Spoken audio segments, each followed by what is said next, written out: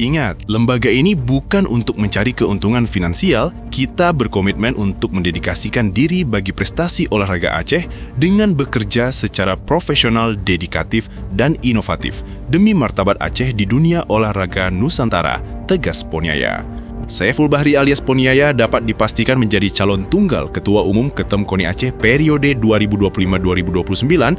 Kepastian itu sejenak setelah Poniaya yang didampingi oleh timnya mengembalikan formulir sekaligus mendaftarkan diri sebagai bakal calon Ketua Umum KONI Aceh di Musyawarah Olahraga Provinsi Luar Biasa KONI Aceh yang dijadwalkan pekan mendatang. Kedatangan Poniaya yang didampingi Ketua Tim Pemenangan Hati Rayuan Sukma Bahtiar Hasan, Kennedy Husen, serta belasan Ketua Provinsi itu disambut langsung Ketua Tim Penjaringan dan Penyaringan TPP KONI Aceh, Nasruddin dan Andri Agung selaku Sekretaris TPP di Sekretariat KONI Aceh.